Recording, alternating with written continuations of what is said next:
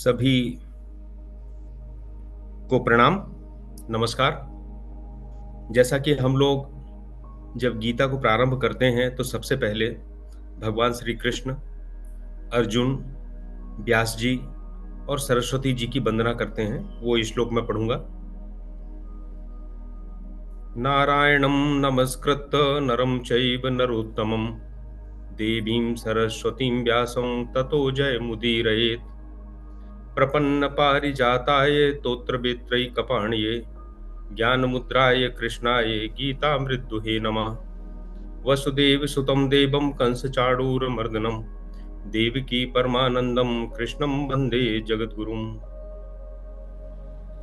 अभी तक हम लोगों ने गीता के दूसरे अध्याय के 37 श्लोक पूरे किए थे।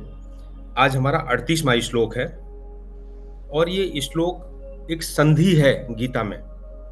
इसके पहले हमने भगवान ने आत्म तत्व का विश्लेषण किया 11वें से 30वें अध्याय श्लोक तक, और उसके बाद 31 से लेकर 37 तक उन्होंने लौकिक तर्कों से समझाया कि कर्तव्य क्या है, अकर्तव्य क्या है।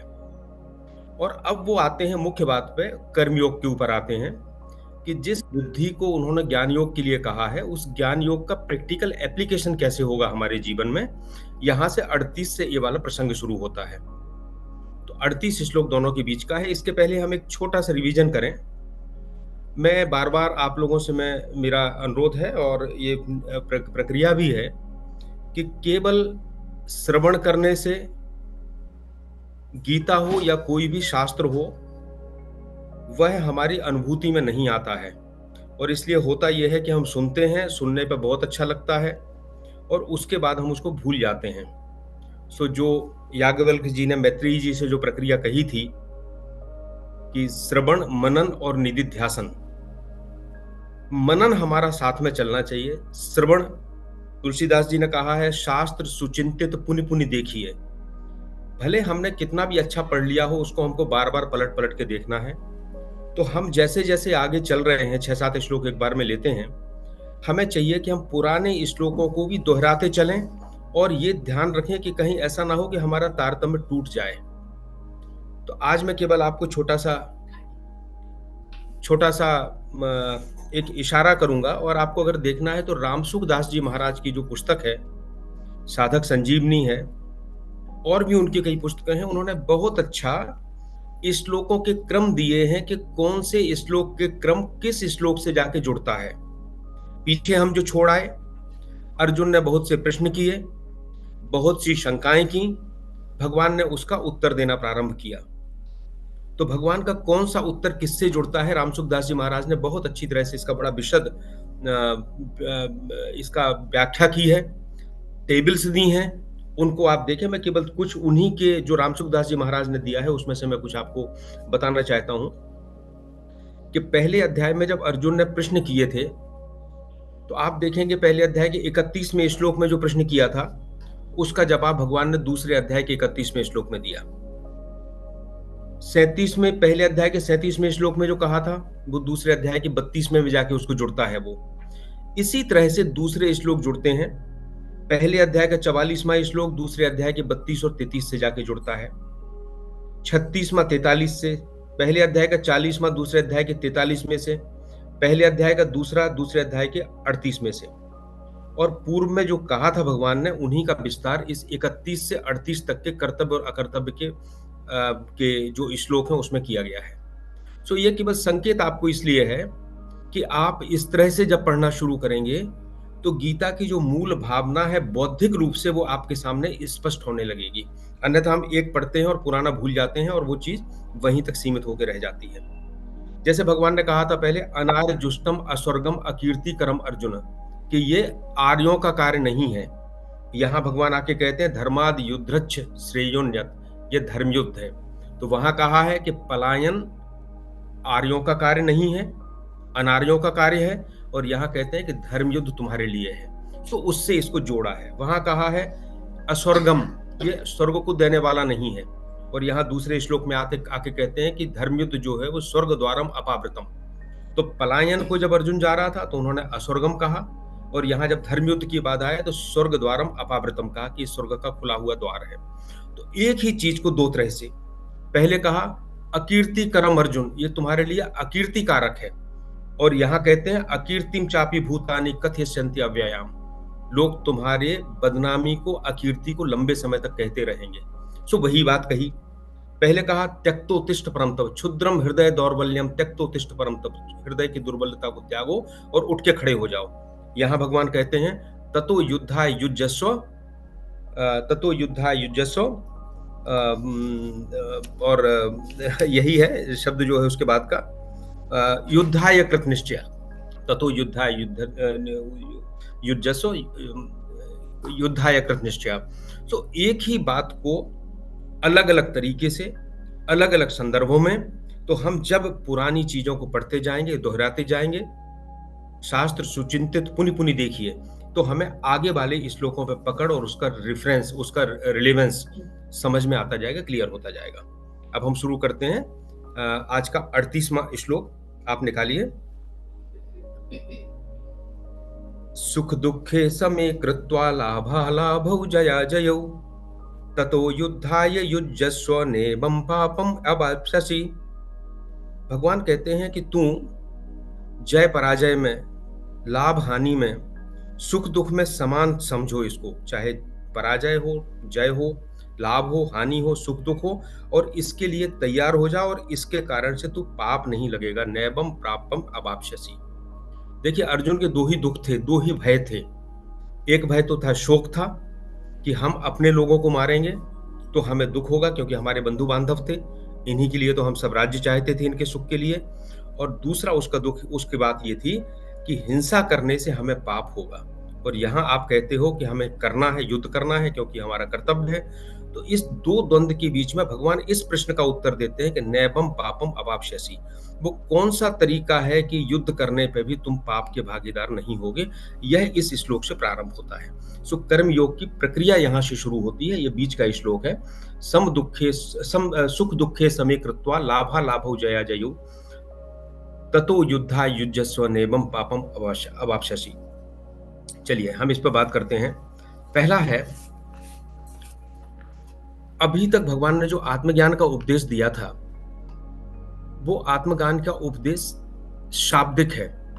उपदेश दिया, लेकिन जब तक उस उपदेश को अनुभूति में नहीं आएगा, तब तक ना तो शोक दूर होगा और ना पाप का भय दूर होगा। अनुभूति कैसी होती है? जैसे मैं कहूं बीमार हो गया और दवा दवा का जाप करूं तो क्या ठीक हो जाऊंगा? नहीं, हमें दवा खाना पड़ेगी। भूख लगी तो भोजन बनाने की बहुत सी विधियां हैं जो हम पढ़ें, समझें, लेकिन जब तक हम वास्तव में चूल्हे के ऊपर भोजन नहीं बनाएंगे और उसको नहीं खाएंगे, तब तक हमारी भूख नहीं मिट सकती है। तो यहां भगवान ने जो अभी तक ज्ञान दिया था, उस ज्ञान को हम अपने जीवन में कैसे अनुभूत करें, कैसे लाएं, उसका तरीका बताना शुरू किया है, और वो तरीका है कर्मयोग। जो जिनके लिए अभी संसार ही सत्य है, अर्जुन भी ऐसे ही था, उसको संसारी सत्य लगता था, वो उस चेतना के स्तर पर नहीं पहुंचा था जब उसको ब्रह्म सत्यम जगन मिथ्या की अनुभूति हो जाए। और हम सब भी जितने लोग बैठे हैं, सामान्य रूप से हम सब भी उसी अवस्था में हैं जब हमें संसारी सत्य लगता है। तो जब लगता है तो हमें ज्ञान के लिए उस संसार के मार्ग से ही जाना पड़ेगा, और वो मार्ग भगवान कहते हैं वो है कर्मयोग। कर्मयोग में, कर्मयोग करने से चित्त शुद्धि होती है। अब ये एक स्टेटमेंट है। चित्त अशुद्ध कैसे होता है? जब मन में किसी के प्रति पक्षपात, राग, द्वेष, कामना, ये सारी चीजें चित्त को अशुद्ध करती हैं। और कर्मयोग वो प्रक्रिया बताता है जब हम कर्म में लिप्त हुए बगैर और फल में लिप्त हुए बगैर कर्म को पूरी ताकत से करते हैं, इससे चित्त की शुद्धि होती है। और भगवान बाद में कहते हैं कि चित्त शुद्धि से ही ज्ञान का उदय होता है। थोड़ा सा ये दार्शनिक है, ज्ञान चाहिए, हमारी अंतिम जो लक्ष्य है वो आत्मज्ञान है, लेकिन वो संसार में होके जाना है, इस रास्ते से जाना है, इसलिए संसार में कर्म उसका मार्ग है। सो कर्मयोग के माध्यम से चित्त शुद्धि, और चित्त शुद्धि के माध्यम से उसमें आत्मज्ञान का उदय। अभी हमने जो सुना, हमने सुना आत्मा अमर है, लेकिन यह बौद्धिक ज्ञान हो गया। लेकिन जब हम कर्मयोग के माध्यम से जाएँगे तो चित्त में इस चीज़ की अनुभूति पैदा होगी और तब ये होगा कि हाँ, वास्तव में आत्मा अमर है और उस चीज़ का जो आत्मज्ञान है वो अनुभूत होगा। तो एक और बात है, इसके बाद हम आगे चलेंगे। जब ज्ञान हो जाता है, तो वास्तव में कर्मों की आवश्यकता नहीं रहती। लेकिन हम गीता में जब आगे पढ़ेंगे, तो हम देखेंगे कि भगवान कहते हैं कि ज्ञान होने के बाद भी कर्म करना है, क्योंकि लोक कल्याण के लिए करना है और इसलिए करना है कि हमारे कर्मों के द्वारा दूसरे लोग हमारा अनुकरण करें, क्योंकि हम ज्ञान युक्त कर्म कर रहे हैं। तो ये जो कर्म योग का चैप्टर शुरू हो रहा है, ज्ञान का हम कैसे अपने कर्म में उपयोग करें। अभी तक हम कर्म अज्ञानता से करते जा रहे हैं, हमें ना उसका आधार पता है, ना उसके करने का तरीका पता है। अब भगवान हमको उस लॉजिकल तरीके से उस तरीके को बताने वाले हैं। गीता की विशेषता यह है कि किसी भी चीज को आपके केवल ये कि आप विश्वास कर लो, इस बात पर नहीं छोड़ा गया है। एक पूरी प्रक्रिया है, लॉजिक है, उसको हम समझने का प्रयास करेंगे। तो सबसे पहले इसमें इस श्लोक में है, सुख दुखे समे कृत्वा लाभा लाभौ जया जयौ। क्या ऐसा हो सकता है कि सुख दुख में, जय पराजय में, लाभ और अलाभ में हम समचित्त रहें, हम शांत रहें, ये घटनाएं होती रहें? हाँ, हो सकता है। ये भगवान कहते हैं ये तो मन का प्रशिक्षण है, हम कितना मन को प्रशिक्षित कर पाते हैं। वैसे भी संसार के जितने काम हैं, कभी भी उत्तेजना में, शोर शराबे में, अशांति में बड़े बड़े काम नहीं होते हैं। बड़ा काम अगर कुछ होता है, हम किसी परीक्षा में भी बैठते हैं, उसकी तैयारी भी करते हैं, तो अंदर से शांत, एक धैर्य, मौन, एकाग्रता, इसके बाद ही हम कुछ परीक्षा को पास कर पाएंगे। किसी भी तरह की सांसारिक प्रगति भी अगर करना है तो ये सारी चीजें आवश्यक है। लेकिन जब आत्मज्ञान की बात करते हैं, और वो ऐसा आत्मज्ञान जो संसार के अभ्युदय को भी साथ लेके चलता है, तो भगवान कहते हैं कि फिर वो किसी उत्तेजना में, जल्दीबाजी में, चीखने पुकारने से नहीं होगा। इसके लिए आपको सुख दुखे समे कृत्वा लाभा लाभौ जया जयौ। अब प्रश्न उठता है कि ठीक है साहब, हम वैसे ही सम क्यों नहीं है? क्यों ऐसा है कि हमारे अंदर विचलन हो रहा है? तो देखिए, हमारे पास जो मन, बुद्धि, चित्त और अहंकार है, तो चित्त तो वो पर्दा है जिसके ऊपर ये सारी चीजें अपना अपना प्रभाव छोड़ती हैं और हमारे संस्कार बनते हैं। अंतःकरण का एक हिस्सा है।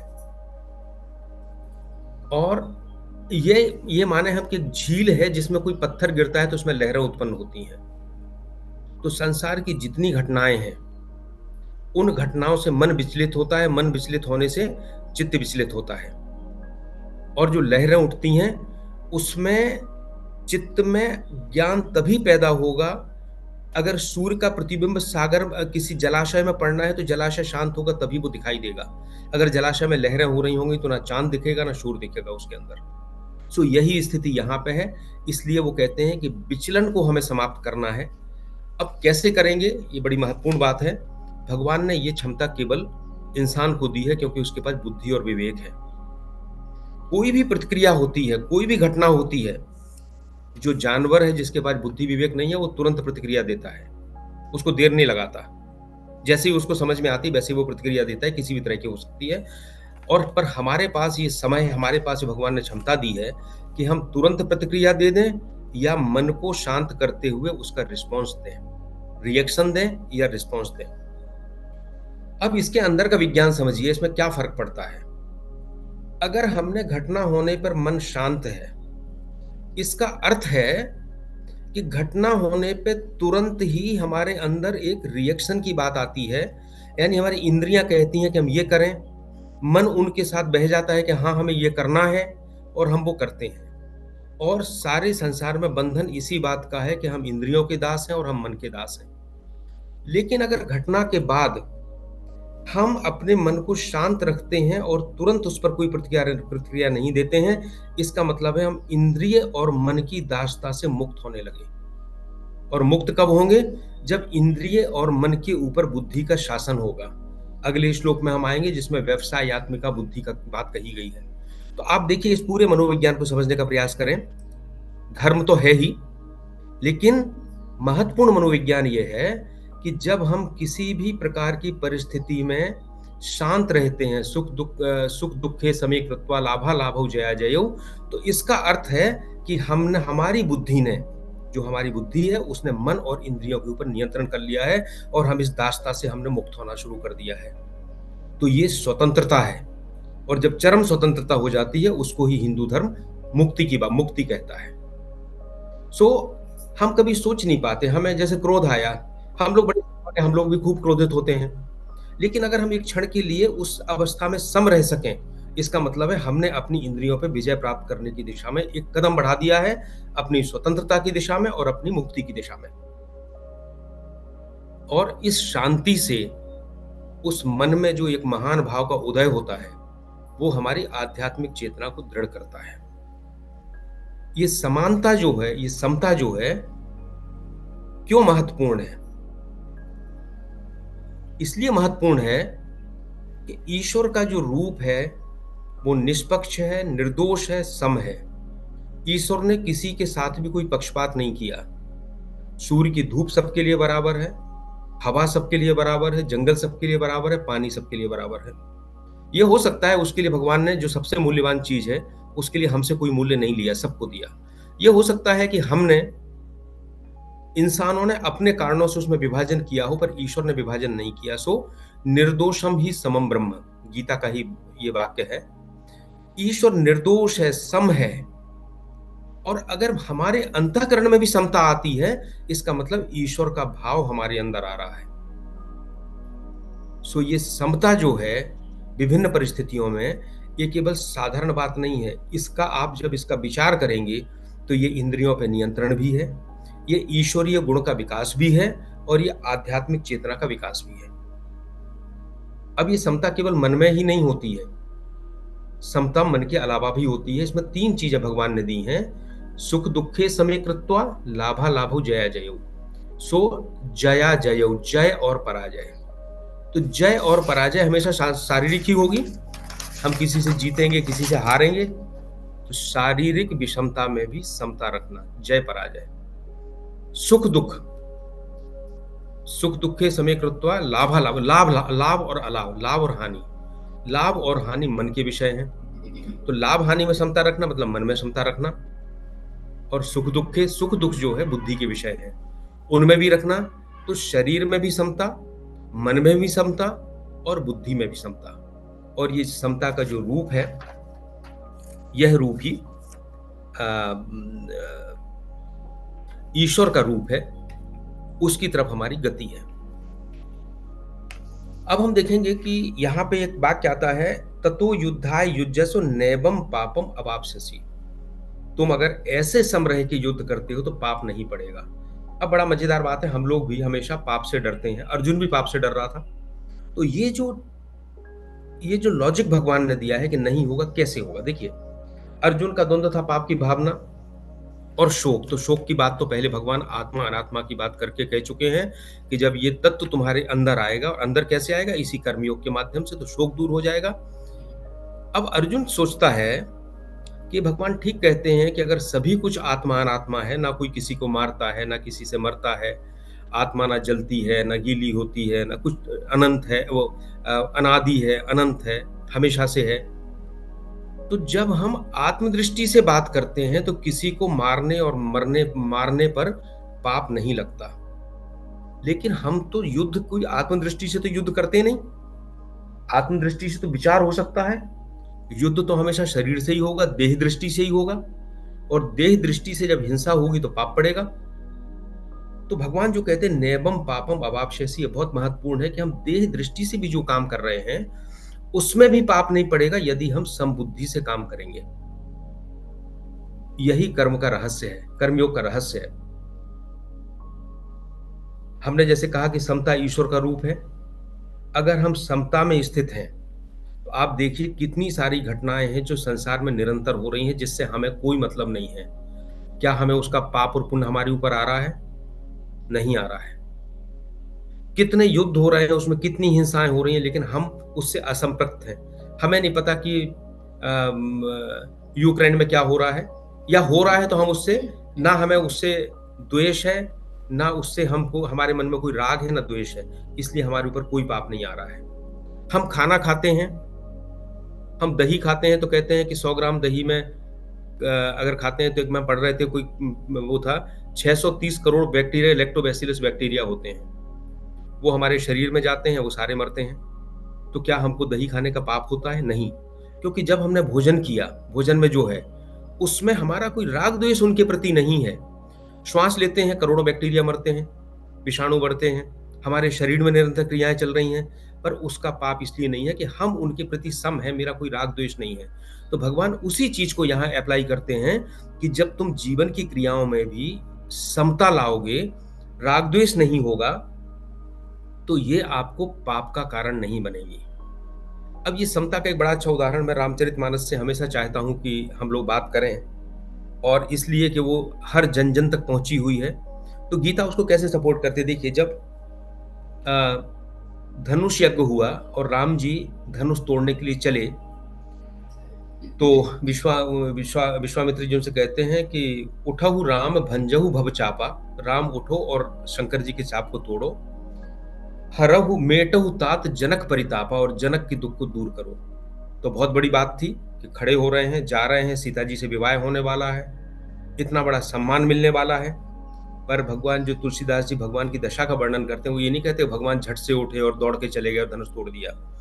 सुनि गुरु बचन चरण सिरु नावा, हर्ष विषाद न कछु मन आवा। उठे, गुरु के चरणों में सिर नवाया, लेकिन मन में ना हर्ष आया ना विषाद आया। क्या हुई? एक स्थिति थी, एक झील में एक पत्थर फेंका गया कि तुम उठो और सीता से धनुष तोड़ के विवाह करो। लेकिन इतने बड़े पत्थर से भी उनके मन में विचलन नहीं हुआ। हर्ष विषाद न कछु मन आवा। फिर वो कहते हैं, ठाड़े भय उठी सहज सुभाएं। जैसे सामान्य रूप से खड़े होते हैं वैसे खड़े हो गए। ठवनि जुबा मृगराज लजाएं, और ऐसे चले जैसे सिंह की चाल से आगे चले। सहज ही चले सकल जग स्वामी, पूरे जग के स्वामी भगवान राम सहज ही चले। मत मंजुबर कुंजरगामी, जैसे कोई मदमस्त हाथी अपनी चाल में चला जाता है। सो जो ये समता की बात भगवान ने कही है, ये वही समता है जो सुख और दुख में हमारे जो मूल स्वभाव है, हमारा जो समता है, उसको स्थायी रूप से रखती है। सो हमारा जो दैनिक जीवन में उसका उपयोग है, हम इसको इस गहराई से समझें, और समझने के बाद हम छोटे-छोटे से प्रयास प्रारंभ करें कि हम उनमें समता रख पाते कि नहीं रख पाते। हमें निश्चित रूप से क्रोध आएगा, हम लोगों को भी आता है, सबको आता है। पर अगर हम उसमें से 10% भी प्रगति कर सके, तो उतना हम इंद्रिय और मन की दासता से अलग होके बुद्धि का उसके ऊपर प्रभुत्व स्थापित करने लगेंगे। अगला श्लोक लेते हैं, 39वां। यहां से सही तरीके से कर्मयोग शुरू हो जाता है। और मैं आपको बता दूं कि गीता में पहले अध्याय से तीसरे अध्याय तक जो सिद्धांत दे दिए गए हैं, उन्हीं का विस्तार, चौथे अध्याय तक उन्हीं का विस्तार बाकी सारे अध्यायों में किया गया है अलग अलग। हमें सबसे ज्यादा समय दूसरे में लग रहा है, क्योंकि दूसरा अध्याय सिद्धांतों के मामले में सबसे ज्यादा हमारा आधार तैयार करता है, और बाद में 18वां अध्याय इसी चीज को हमारा रिवीजन करता है, पूरा रिवाइज करता है पूरी चीजों को, और बीच के सारे अध्याय उन्हीं चीजों का विस्तार है। तो आत्मनात्म से शुरू करके कर्तव्य से, और अब उस ज्ञान को प्रैक्टिकल जीवन में एप्लीकेशन के लिए हम कर्मयोग की बात कर रहे हैं। 39वां श्लोक है, एषा ते विहिता सांख्ये बुद्धिर्योगे तो इमाम शृणु, बुद्ध्या युक्तो यया पार्थ कर्म बंधम प्रहास्यसि। भगवान कहते हैं कि यह जो मैंने अभी तक तेरे को ज्ञान योग कहा है, अब इस ज्ञान को हम कैसे प्रैक्टिकल एप्लीकेशन में लाएंगे, प्रैक्टिकल व्यवहार में लाएंगे, वो सुनो मुझसे। यानी अभी तक हमारा व्यवहार था वो ज्ञान युक्त नहीं है, हम अज्ञान में ही व्यवहार करते जा रहे हैं।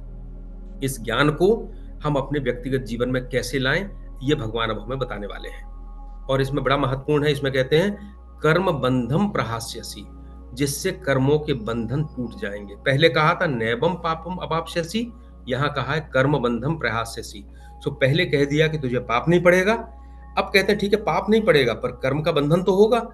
तो अब जो श्लोक है और जो बता रहे हैं वो है कि कर्म बंधन भी टूट जाएगा। कैसे होगा, ये प्रक्रिया बताई है, ये परिणाम बताया है इस श्लोक में। अब प्रक्रिया आगे बताएंगे। देखिए, हम हमेशा सोचें कि कर्म की दुविधा क्या है। कर्म की दुविधा ये है कि हम शुरू से ही हम कह रहे हैं कि जगत सत्य नहीं है, जगत मिथ्या है। और ईश्वर सत्य है। तो जब जगत मिथ्या है तो हम काम ही क्यों करें? तो जब शंकराचार्य जी ने अपना संदेश दिया जगन मिथ्यम ब्रह्म सत्यम जगन मिथ्या, तो उनका संदेश तो बिल्कुल सही है, लेकिन 1200 वर्ष पहले हमारे समाज ने उसको इस तरह से ले लिया कि हमारा पूरा समाज पलायनवादी हो गया। उसने कहा जब पूरा संसार ही मिथ्या है तो बात बात में आदमी करता रहे कुछ नहीं है, वो तो मिथ्या है सब कुछ, तो हमें क्या जरूरत है? वास्तव में अध्यात्म में अधिकारी भेद होता है, हर चीज हर किसी के लिए नहीं होती। जो अध्यात्म की चरम अवस्था है वहां जगन मिथ्या जरूर है, लेकिन जब तक हम जगत में रह रहे हैं, जब तक हम गृहस्थ आश्रम में हैं और दूसरे आश्रमों में हैं, तब तक हमारे लिए जगन मिथ्या नहीं हो सकता है, तब तक हमारे लिए वो एपिरेंट ट्रुथ है। अब भगवान हमें बताते हैं कि उस ट्रुथ में जीते हुए हम कर्म कैसे करें। अब जैसे पहले बात आई थी कि जगत मिथ्या है तो हम कर्म क्यों करें। अब जब कर्म नहीं करेंगे तो निकम्मे हो जाएंगे, पलायनवादी हो जाएंगे, स्वार्थी हो जाएंगे, हम केवल अपनी मुक्ति की बात करेंगे। तो भगवान का जो ये पूरा संदेश है वो है कि कर्म जब अज्ञान के रूप में होता है तो वो बंधन होता है, और ज्ञान के साथ युक्त हो जाता है तो वो बंधन खत्म हो जाता है। अब वो ज्ञान क्या है और कर्म कैसे करें हम आगे आएंगे। इसमें इस श्लोक में दो चीजें और आई हैं। एक है ऐसा थे भीता सांख्य बुद्धिर योगे तोमाम सुनो। अभी तक मैंने तुमको ये सांख्य के अनुसार कहा है, अब तुम इसको योग के अनुसार सुनो। गीता की एक बड़ी विशेषता है कि जो प्रचलित शब्द हैं भगवान ने उनको उपयोग तो किया है, लेकिन उनके अर्थ में कुछ ना कुछ परिवर्तन कर दिया है और उसको व्यवहारिक बना दिया है। तो सांख्य का अभी तक हम ये समझा करते थे कि कपिल मुनि का जो सांख्य दर्शन है, जो सठ दर्शन है, उसमें एक सांख्य है, और वो सांख्य दर्शन ईश्वर को नहीं मानता, वो निरीश्वरवादी है। वो कहता है प्रकृति भी अनंत है और पुरुष भी अनंत है, पुरुष भी बहुत है, जैसे आत्मा एक नहीं है, हर के अंदर अलग अलग पुरुष है, ऐसा सांख्य दर्शन मानता है। लेकिन भगवान ने यहाँ पे उस सांख्य को यूज जो किया है वो आत्म तत्व विषय ज्ञान के लिए किया है। और बाद में भगवान ने तो गीता में ये कहा है कि ये सब चीजें हैं, लेकिन एक एक एक पुरुषोत्तम है जो सबके ऊपर है, जिसकी अव्यक्त प्रकृति है और सारी चीजें हैं। हम जब आगे आएंगे 13वें अध्याय में और आगे तो हम इस बात पे चर्चा करेंगे। तो यहाँ जो सांख्य है उसका अर्थ है आत्म तत्व विषयक बुद्धि, और योग का जो अर्थ है वो है कर्म योग। योग के रूप में हम सामान्य रूप से पातंजलि का योग समझते हैं, जिसमें प्राणायाम है, साधना है, समाधि है, और यम नियम सब चीजें हैं, अष्टांग योग। लेकिन यहाँ योग का अर्थ है कर्म योग से। इसी तरह यज्ञ, यज्ञ का अर्थ केवल हवन करना नहीं है। यज्ञ है जो हम इस संसार में परस्पर एक दूसरे की मदद करते हैं, जिससे संसार चल रहा है। इसके बारे में भी बाद में बड़ा विस्तार में आएगा। तो भगवान इसमें कहते हैं कि अभी तक मैंने जो सांख्य के रूप में कहा, अब मैं कर्मयोग के रूप में कर रहा हूं, और कर्मयोग में करने से जिससे कर्म बंधन समाप्त हो जाएंगे। कर्म बंधन कैसे समाप्त होंगे, इस पे हमें विचार करना है। पहले तो यह है कि बंधन का कारण क्या है। तो वेदांत के अनुसार बंधन का कारण यह है कि यह पूरी प्रकृति त्रिगुणात्मक है, तीन गुणों के विचलन से बनी है, सत रज और तम, और यही गुण हमें संचालित करते हैं। जब सत प्रभावी हो जाता है तो हमारा व्यवहार अलग हो जाता है, रज प्रभावी होता है तो अलग होता है, तम प्रभावी होता है तो अलग होता है। लेकिन इसीलिए हम उसको रिएक्शन करते हैं। लेकिन जब समता आती है, इसका मतलब है कि रज इन गुणों के प्रभावी होने पर भी हम इनसे प्रभावित नहीं हो रहे। और जो मैंने पहले कहा था कि इंद्रिय और मन की दासता से मुक्ति, वही बात यहाँ भी आती है कि हम अगर गुणों से प्रभावित नहीं हो रहे हैं, इसका मतलब है कि हम प्रकृति के जो जाल है उससे बाहर निकलने के लिए प्रयास कर रहे हैं। और जब पूरी समता आती है, हम गुणों से प्रभावित नहीं होते हैं, तो हम उसके बंधन भी हमें नहीं होते हैं। कर्म का बंधन यानी प्रकृति के गुणों का बंधन। तो अब भगवान ने इसमें केवल इतना कहा है कि कर्म करते हुए हमें समबुद्धि प्राप्त करना है, या समबुद्धि में रहते हुए हमें कर्म करना है। विवेकानंद जी कहते हैं कि गीता घोर कर्म के बीच में अपार शांति देती है, और अपार शांति के बीच में घोर कर्म कराती है। सामान्य रूप से ऐसा लगता है कि अगर हम बहुत कर्म करेंगे तो हम अशांत हो जाएंगे। दूसरी ओर लगता है अगर हम परम शांति में चले जाएंगे तो हमारे कर्म बंद हो जाएंगे। पर कर्म के बिना संसार नहीं चलता, और शांति के बिना ईश्वर नहीं मिलता समता के बिना। तो एक तरीका है जब प्रचंड कर्म करते हुए भी अंदर पूर्ण शांति रहे और अंदर पूर्ण शांति रहते हुए भी प्रचंड कर्म चले।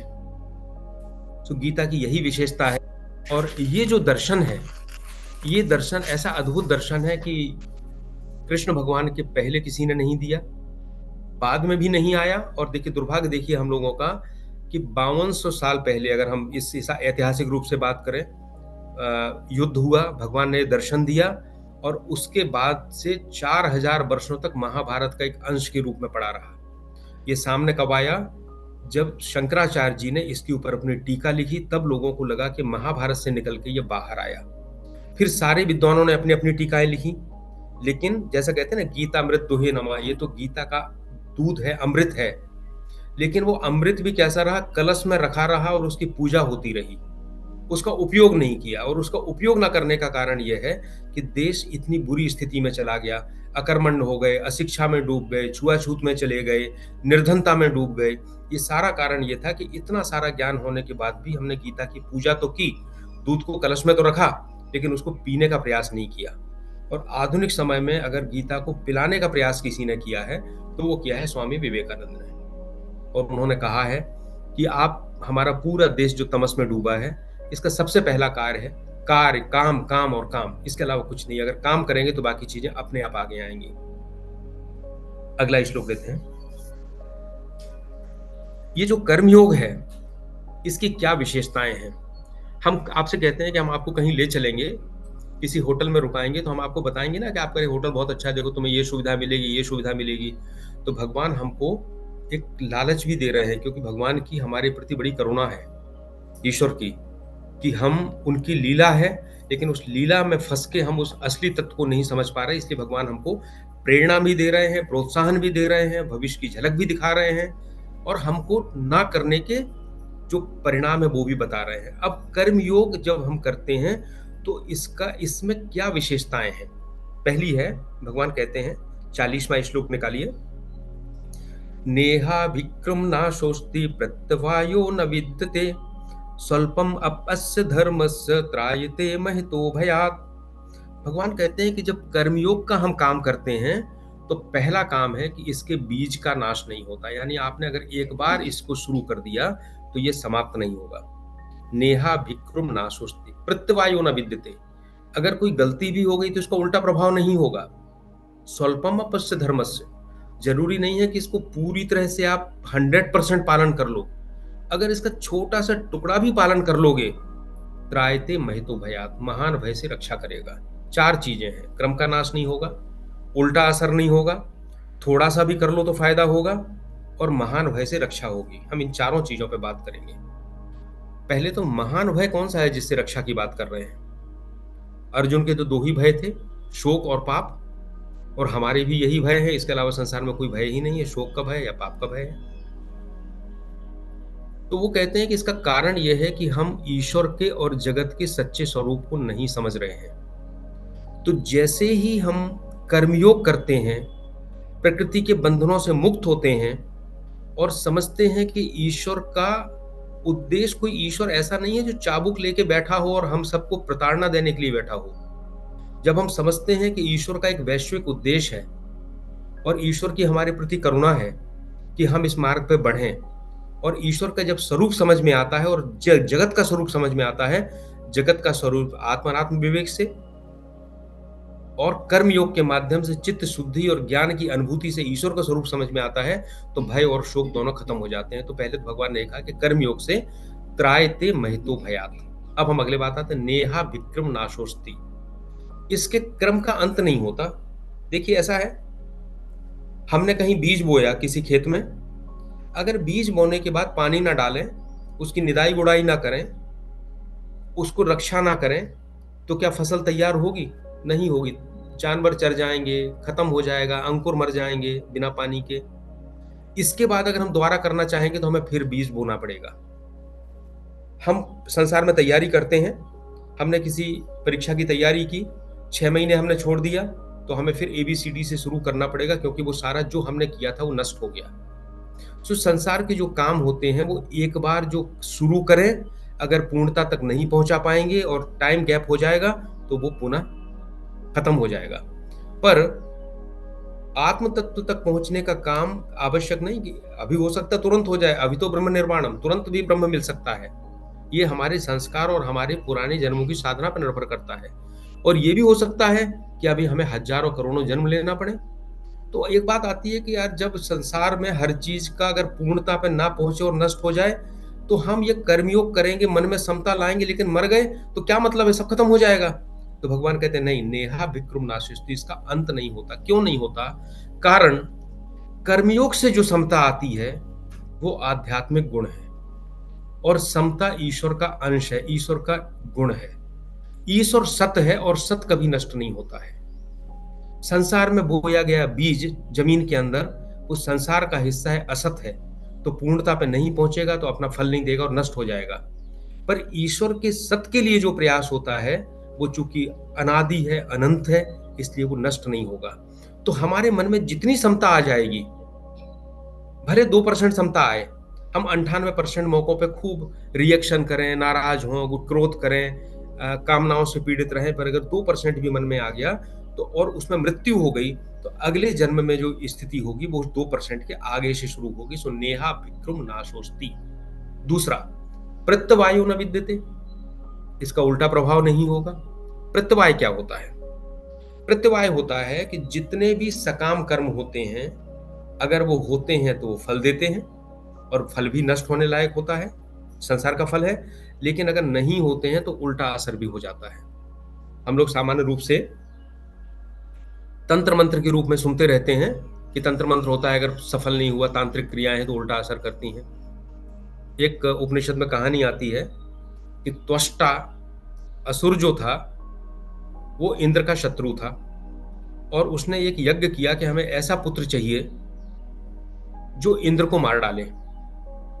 तो उसने जो मंत्र जो उसके पुरोहितों ने पढ़ा वो था इंद्र शत्रु विवर्धस्य। लेकिन पढ़ते समय संस्कृत में जब इंद्र शत्रु विवर्धस्य में ई के ऊपर जोर देते हैं तो बहुब्रीहि समास हो जाता है व्याकरण के हिसाब से, और उसका अर्थ होता है जिसका शत्रु इंद्र है। और अगर त्रु पे जोर देते हैं तो वो षष्ठी तत्पुरुष समास हो जाता है, जिसका अर्थ है इंद्र का शत्रु। तो जब पुरोहितों ने इस मंत्र को पढ़ा तो उन्हें इंद्र शत्रु विवर्धस्य, त्रा पे जोर देना था, उन्होंने इंद्र शत्रु ई पे जोर दिया, उदात्त कर दिया, त्रु को छोटा कर दिया, गलती हो गई। तो इसका हो गया कि जिसका इंद्र जिसका शत्रु है उसका नाश हो जाए।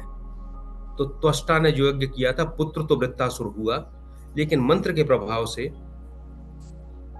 जो जिसका शत्रु इंद्र है और इंद्र का शत्रु उल्टा हो गया, तो इंद्र से वृत्तासुर का वध हो गया। इसको कहते हैं प्रत्यवायो। हमने क्या किया?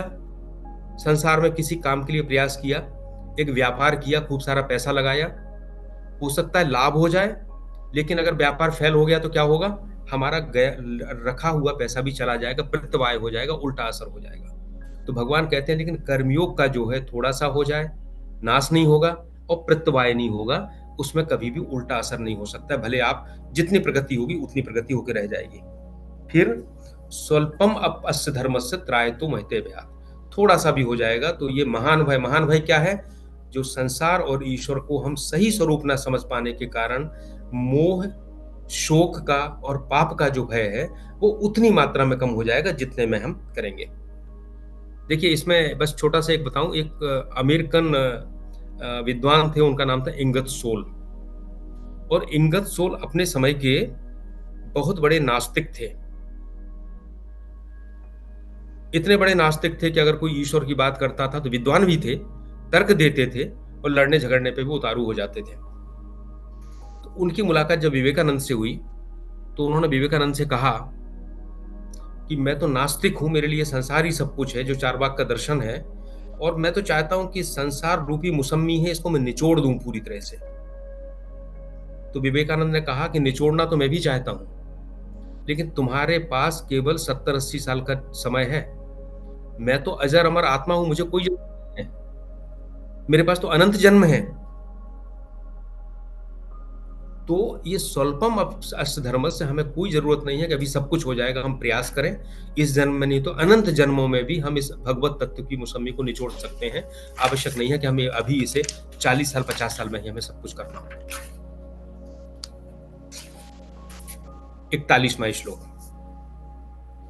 ये कर्म योग की विशेषता बताने के बाद भगवान अगली बात कहते हैं, व्यवसायात्मिका बुद्धि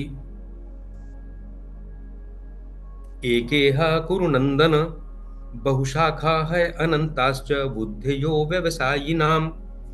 बड़ा साधारण है, हम लोग हमेशा कहते रहते हैं कि हमें एकाग्र होना है किसी बात के ऊपर। भगवान यहाँ कहते हैं कि इस कर्मयोग में जो निश्चयात्मक बुद्धि होती है वो एक ही होती है, और जो विवेकहीन व्यक्ति होते हैं उनकी बुद्धियां बहुत से अनंत तरह की बुद्धियां होती हैं।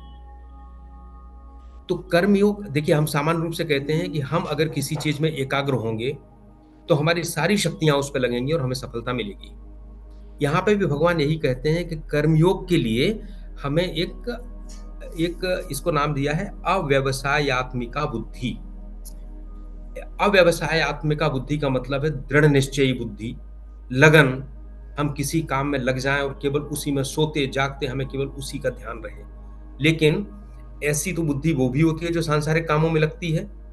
अंतर केवल इतना सा है कि सांसारिक कामों में जब कोई बुद्धि लगती है तो उसके पास बहुत से लक्ष्य होते हैं और वो बट जाती है उनमें सब में। मुझे व्यापार भी करना है, मुझे यात्रा भी करना है, मुझे शत्रु से बदला भी लेना है, और मुझे पता नहीं क्या क्या करना है, तो बहुत सारी चीजों में बट जाती है। इसलिए उसका फोर्स खत्म हो जाता है। और जब कर्मयोग में जो बुद्धि होती है, चूंकि हम उसमें कर्म से और फल से असंपृक्त हैं, तो वह एकमात्र आत्म तत्व की ओर वो बुद्धि का संकेंद्रण होता है। हम प्रिज्म जानते हैं, ओ सॉरी, प्रिज्म नहीं, एक लेंस जानते हैं हम। हमारी हथेली पे सूर्य की प्रकाश की किरणें पड़ रही हैं तो कुछ नहीं हो रहा, लेकिन हम अगर एक लेंस लगा लेते हैं ऊपर और उसको संकेंद्रित कर देते हैं एक बिंदु पे, तो हमारा हाथ जल जाएगा, आग लग जाएगी उस जगह पे। हम लोग छोटे थे तो स्कूल में खूब करते थे, कुछ पत्ता रख लिया और उससे दिखाया और पत्ते को जला दिया। भगवान ये कहते हैं कि हमारी जो बुद्धि है, जो मानसिक ऊर्जा है, वो मानसिक ऊर्जा अगर एक अनेक भागों में बटी होगी तो वो हमें फल नहीं देगी। ये बहुत साधारण श्लोक है, लेकिन इसको इस तरह से देखें। लेकिन कर्मयोग में जब वो ऊर्जा होगी तो वो संकेंद्रित हो जाएगी। हम ये देखें कि हमें करना बहुत कुछ है संसार में, ऐसा भी नहीं हो सकता नहीं करें, पर कैसे करेंगे? जैसे शरीर में हमारे बहुत से अंग हैं, सारे अंग अलग अलग काम कर रहे हैं, लेकिन मेरे लिए किसी भी अंग का महत्व कम या ज्यादा नहीं है। सिर भी उतना ही महत्वपूर्ण है जितना मेरा पैर महत्वपूर्ण है, जितना मेरी उंगली महत्वपूर्ण है। और सारे अंग अपना काम करते करते भी आपस में इतने सिंक्रोनाइज हैं कि वो सारों का एक ही काम है, वो काम है उनका जीवन को रखना, इस शरीर को संचालित करना। इसी तरह से संसार के सारे काम करते हुए ये बुद्धि हमारी उस आत्म तत्व पर एकाग्र हो, और इतनी ज्यादा वो हमारी मानसिक ऊर्जा पैदा करे कि वो हमारे मन का भेदन करते हुए हमको आत्म तत्व की अनुभूति कराना प्रारंभ कर दे। जब ऊधो मत गए थे गोपियों के पास में राम कृष्ण का संदेश लेके, तो गोपियों ने कहा था, ऊधो मन्ना भय 10-20, एक हतो सो गौ श्याम संग को आराधे ईस। मेरे पास तो एक ही मन था जो श्याम के साथ चला गया है, अब कौन तुम्हारे कहने से जो ज्ञान मार्ग की बात कर रहा, कौन आराधेगा? सो ये सकेंद्रण है बुद्धि का। उन्होंने सारी अपनी ऊर्जा भगवान के प्रति प्रेम में समर्पित कर दी थी।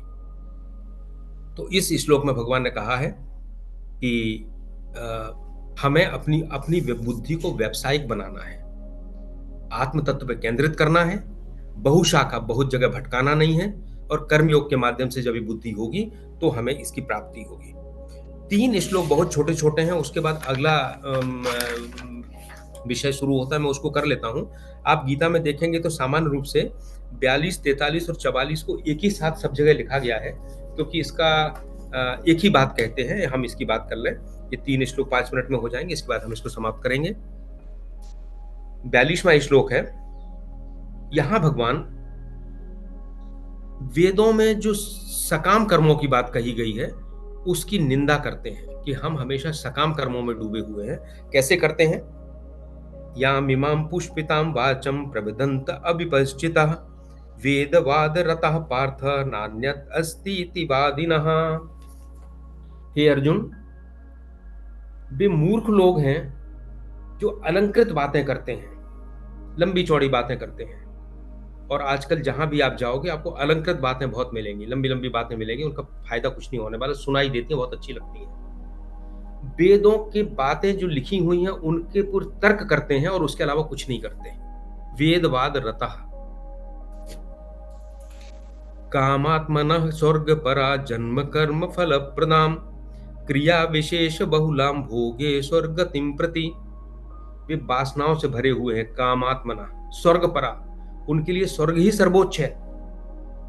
और जन्म कर्म फल प्रदान, और ऐसा जो कि पुनर्जन्म और कर्म के फल को प्रदान करता है, बंधन बनाता है। क्रिया विशेष बहुलाम, बहुत सी क्रियाएं करते हैं, तरह तरह की यज्ञ करते हैं, अनुष्ठान करते हैं, भाग दौड़ करते हैं उनको पाने के लिए। भोगे स्वर्ग गतिम प्रति, जो ऐसे भोग प्राप्त करने के लिए जो उनको सुख देते हैं। भोगे सूर्य प्रसक्ता नाम तया परिहृत चेतसाम व्यवसायात्मिका बुद्धि समाधौ न विधीयते। जो सुख और भोगों के प्रति आसक्त हैं, जिनका मन इनका दास बन गया है, उनके लिए ऐसी कोई संभावना नहीं है कि वो अपनी बुद्धि को व्यावसायिक बना सकें और समाधि की उपलब्धि कर सकें, समाधि यानी आत्म तत्व की उपलब्धि कर सकें। इसमें कई लोग कहते हैं कि वेदवाद रता, भगवान ने इसमें वेद की आलोचना की है। हिंदू धर्म की एक बड़ी विशेषता है, हमारे लिए कुछ भी अंतिम रूप से ऐसा नहीं है कि हम इसके विरोध में नहीं बोल सकते। कहीं भी किसी भी दूसरे धर्म में कुरान से बाहर की बात नहीं की जा सकती, कुरान में जो है वही रहेगा, बाइबल में जो है वही रहेगा, उससे बाइबल से परे जाने का कोई तरीका नहीं है, आपको वहीं तक रहना पड़ेगा। पर हमारे यहाँ वेदों में जो दो चरण है, कर्मकांड और ज्ञान कांड। कर्म कांड में जो काम्य कर्म है, जो हमें फल देते हैं, उनकी जो करने की विधियां दी गई हैं, उनकी आलोचना भी उपनिषदों में की गई है। तो भगवान ने जो आलोचना यहाँ की है वो वेदों की ना करके वेदों के कर्मकांड की है। अब हम कहेंगे अरे भाई कर्मकांड की क्यों की, कर्मकांड क्या अच्छे नहीं है, उनको क्यों ना हटा दें वेदों में से? तो इसके लिए हमें एक चीज ध्यान रखना पड़ेगी कि वेद KG1 से लेके PhD तक और उसके आगे D.Litt तक की पढ़ाई कराते हैं। तो जो KG1 में होगा उसके लिए KG1 का पाठ होगा, और जो PhD करेगा उसके लिए PhD का पाठ होगा। भगवान ने जो गीता कहा है, ये संसार में रहते हुए आध्यात्म की PhD है। तो भगवान कहते हैं कि तुम अभी KG1 में मत उलझो, लेकिन KG1 भी आवश्यक है। तो सबसे पहले वेद कहते हैं कि अगर आप कुछ भी काम नहीं कर रहे हो तो निकम्मे रहने से ज्यादा अच्छा है कि तुम स्वार्थपूर्ण सकाम कर्म करो। जब स्वार्थपूर्ण सकाम कर्म करोगे तो फिर आप लोकहित के सकाम कर्म करना शुरू करोगे, और जब लोकहित के सकाम कर्म करोगे तो इसके बाद निष्काम कर्म की और भगवत प्रीत्यर्थ, भगवान के लिए काम करने की स्टेज आएगी। तो भगवान यहाँ, कृष्ण यहाँ पे वेदवाद रता करके जो सबसे निचले कर्म है वो ये कहते हैं कि तुम केवल उनमें मत अटके रहो कि जो फल भौतिक फल देते हैं। पुत्रेष्टि यज्ञ है, पुत्र देता है, धन का यज्ञ है वो धन देता है, शत्रु पे विजय के यज्ञ है वो शत्रु पे विजय देते हैं, हाँ देते हैं, लेकिन ये फल है जो नष्ट होगा और बंधन बनेगा, इसलिए भगवान इससे ऊपर जाने की बात करते हैं। और सबसे महत्वपूर्ण बात यह है कि हम वेदों को सर्वोच्च मानते हैं, लेकिन वेद सत्य की जानकारी देते हैं, खुद सत्य नहीं है। स्वामी रामकृष्ण परमहंस कहते हैं कि हिंदुओं के पांचांग में लिखा है कि वर्षा योग है, पर इसको निचोड़ोगे तो उस पांचांग में से बूंद भी नहीं निकलेगी पानी की। इसी तरह भगवान यहां हमें इस बात को चेताते हैं कि वेद हमारे लिए परम पूज्य हैं, अनादि हैं, अनंत हैं, क्योंकि उनमें सत्य की जानकारी है, सत्य का ज्ञान है। लेकिन खुद सत्य क्या है, उस ज्ञान को जब हम कर्मयोग के माध्यम से व्यवहारिक जीवन में करेंगे तो जो अनुभूति होगी वो सत्य है। आज बस इतना ही। आज हम 44 श्लोक तक पहुंच गए हैं। अब हम इसके बाद अगला 45 का अगले बार से शुरू करेंगे। इति श्री कृष्णार्पणमस्तु। नमस्कार सर। नमस्कार।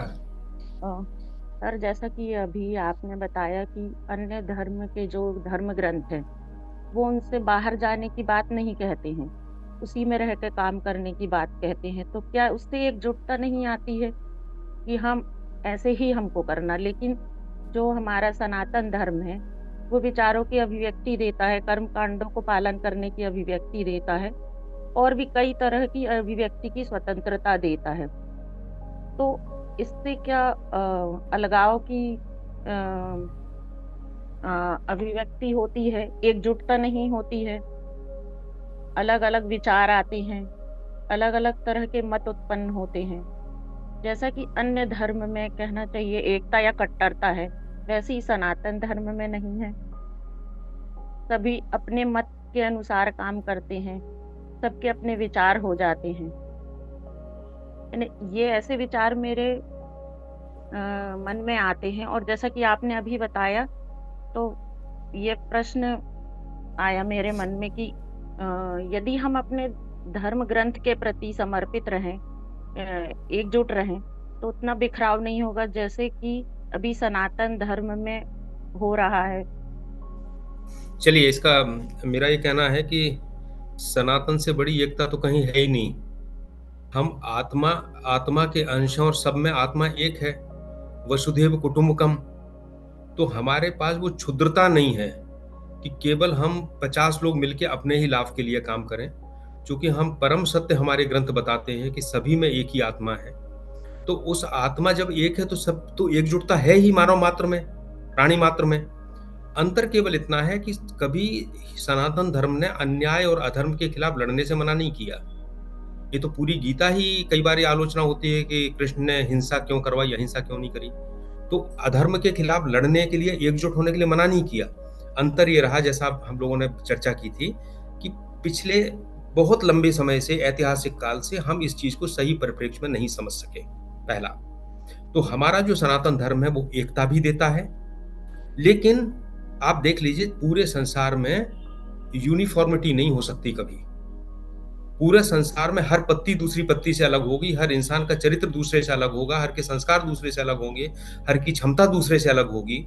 तो हम किसी को एक फ्रेम में नहीं बांध सकते। जो फ्रेम में बांधते हैं वो संसार तो जी लेंगे, वो किसी भूमि पे कब्जा तो कर लेंगे, लेकिन जो परम सत्य है, जो आंतरिक शांति है, जो मुक्ति है, उसको प्राप्त नहीं कर पाएंगे, क्योंकि उनका सोच भोग से आगे नहीं बढ़ा है। ये वो है जो भोग करते हुए भी भोग से आगे जाने की बात करते हैं।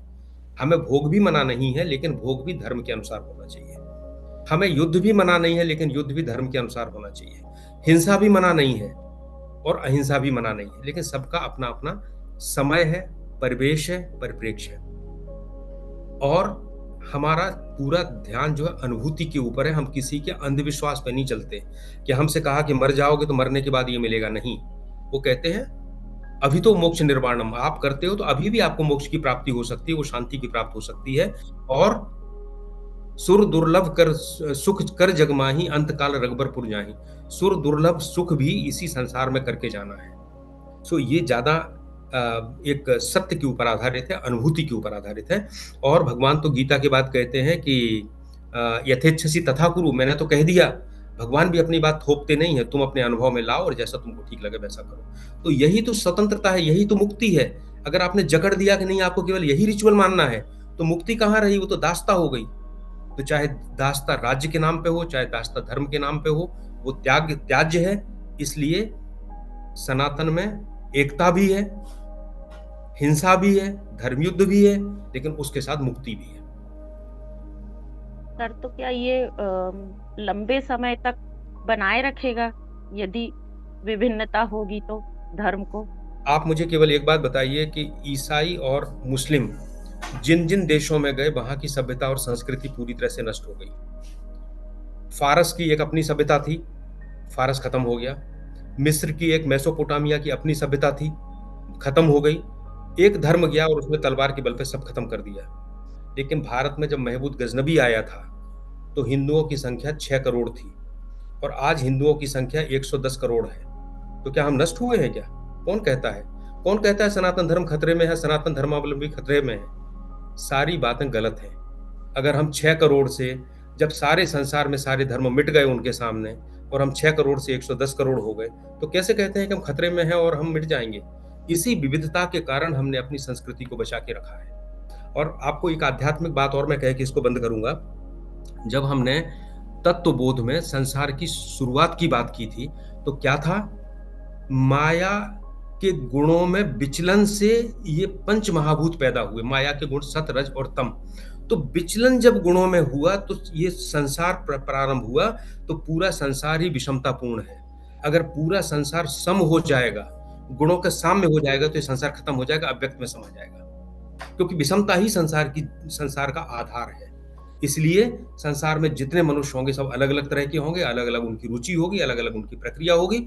इसीलिए सनातन धर्म इतना ज्यादा साइंटिफिक तो नहीं कहूंगा, साइंटिफिक से बहुत ऊपर इस चीज को समझने के बाद उसने प्रक्रियाएं दी हैं। आप किसी भी संप्रदाय में अगर एक ही रिचुअल दो दोगे, एक ही तरह का खाना दे दोगे, एक ही तरह के संबंध दे दोगे, तो वो चल नहीं पाएगा। तो मेरा तो कहना है कि अगर आप ऐतिहासिक दृष्टि से देखो तो सनातन कहीं खतरे में नहीं है। हम बहुत ताकतवर हैं, पहले से कई गुना ज्यादा बढ़ चुके हैं। और ये सारी बातें बाकी स्वार्थों के कारण की जाती हैं कि सनातन खतरे में है, और ये सारी बातें। लेकिन आप इसका विवेचन करिए और खुद विचार करिए। धन्यवाद। जी, बहुत बहुत धन्यवाद सर।